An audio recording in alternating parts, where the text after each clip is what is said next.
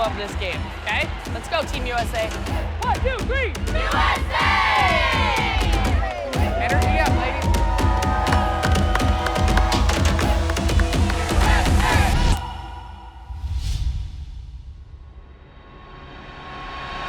The United States coming into this game will be definitely heavy favorites. Probably compete for a top 4 here. USA throwing cross-court dimes. Courtney Ryan, a.k.a. Queen Courts, a.k.a. Buckets. Yes, Courtney! This is where they're very lethal. Under the basket, too easy. It's a wide open layup. The dime in the vending machine. She pushed numbers 4 and 3, and Bailey Moody came out with a 2-pointer. United States making it look very easy here. Standard model of excellence here at the IWBF World Championship. This little give and go under the basket goes in. Sharing is caring. Josie, Aslakson making it look easy. 3 courts now. Buckets. Cool, the electricians here in Dubai. She is shooting the lights out. Those are our names. Get over there, Courtney. Rosemarie Holloman, left uncontested, and just punishes the defense. No, there's a lot of stuff coming out of this guy right now. Well, you got to read the scouting report. Beautiful passing, beautiful transition basketball. Gonzalez in the paint. Are you kidding me? This is USA brand of wheelchair basketball. Excellence. Yes, yes, yes, yes, ma'am. Yes, ma'am. That's my ma'am. That's my other ma'am. Those first 3 games were really kind of gain that camaraderie, gain that chemistry, because we are such a young and new team. Shout out to the super fan, Uncle Sam, who's in the crowd. It's a great experience for him and my mom to see their youngest out there on the court representing USA. My players getting to hug their loved ones or see their spouses or anything like that, I'm really excited for them and happy for them, but there is a piece missing from me here. To be honest with you, I dissuaded and discouraged my partner from coming. A handhold, a hug, anything. I was scared for that, so I told her not to come. Dubai prohibits any public display LGBT associated. This is the law. I miss her. I wish I could express that freely. No matter where I go, I would love for her to be at every tournament and for me to be able to share the wins and losses with her. There could be repercussions, particularly if the media picks up on this and makes a big deal out of it. There is always a risk. All right, ladies, we did it. Yeah. We beat the band. We're getting better and better every time we get together on the floor. That's scary in a great way.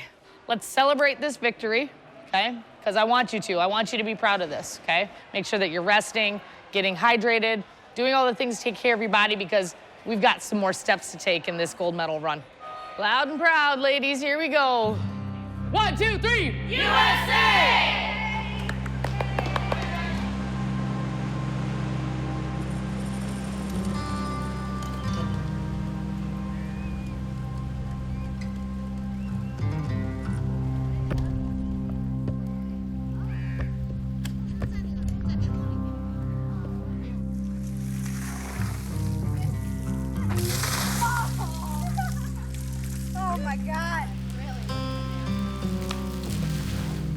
I did come here a little bit fearful just because I am out and I am proud, and I have mentioned that in my social medias. We had a lot of hesitation as far as making sure that we're modest with our behavior and not offending the culture. We do live in a bubble. When we travel, we live in gyms, we live in hotels. The priority is to focus on basketball, but on the same note, it's scary that maybe not everyone who lives here in the LGBTQ+ community is safe. One of the most important norms in Arab society is hospitality. This context where there is a formal delegation from the United States of America and our guests, official guests, this is not something that the government will hound on or will sanction. Still, the grassroots values and norms in the society are still against activities we would coin under the umbrella of LGBT. I am aware of the anti-LGBTQ plus laws that exist in Dubai, and I think that's a very much so thing that I learned and internalized growing up in the South. All I knew was that it was wrong to be gay, it was wrong to be lesbian, it was wrong to be anything in the LGBTQ plus community. My journey in discovering my sexuality really didn't start until I got to college.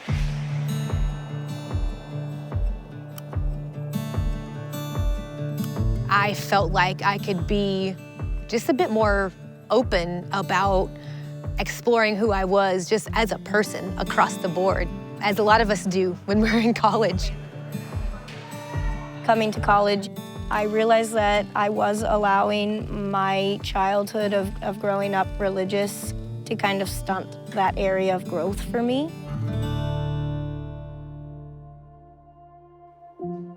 I grew up in Texas, which is a fairly conservative state.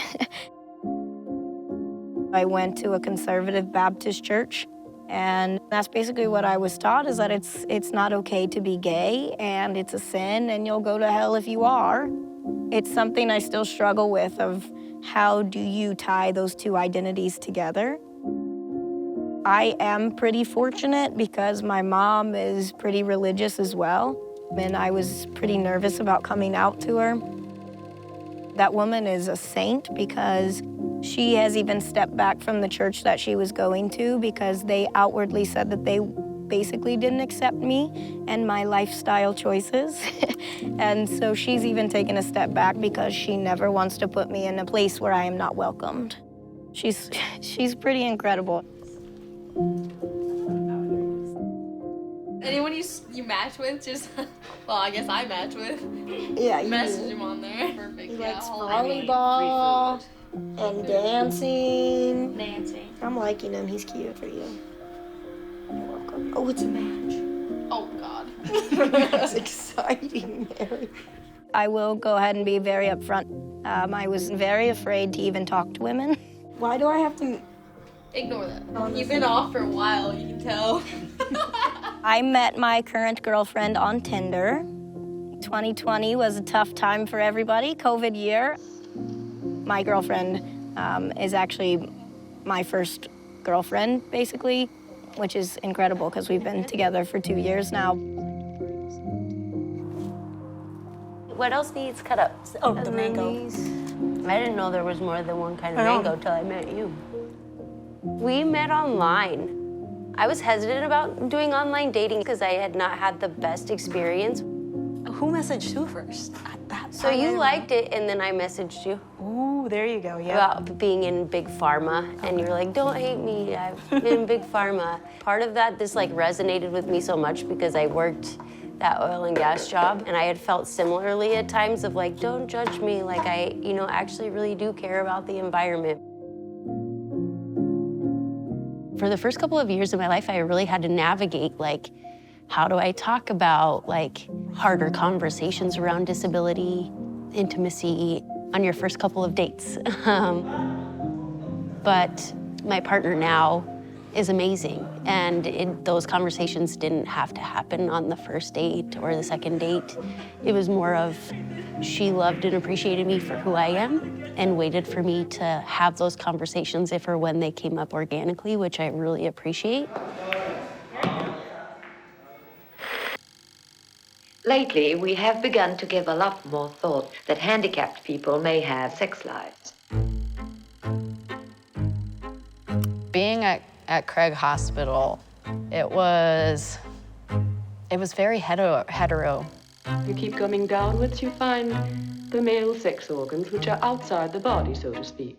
Yes, they had psychologists. Yes, they had sex education. Yes, they had conversations about intimacy. And yes, they showed you really outdated videos of people getting it on from the disabled community from the 80s and 90s, right? Now, move your hand in toward the stomach and down. See how much hair a man has, Jim? Hey, like, do you guys have anything newer? Like, this stuff doesn't apply to me. Like, I'm a lesbian, you know? We gotta change this. We gotta do something. The idea of intimacy after my injury scared me so much.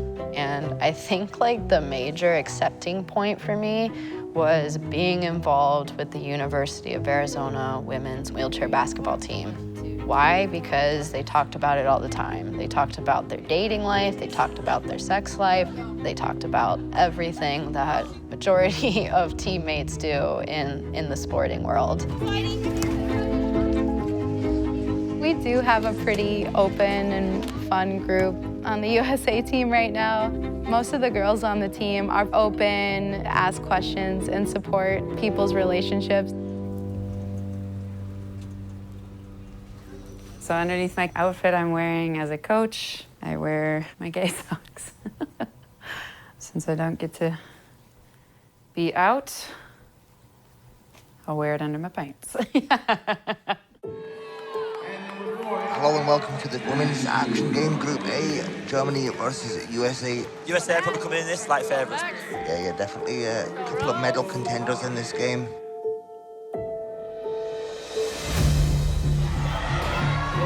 Miller, clear lane, and oh, that's a great start for the Germans.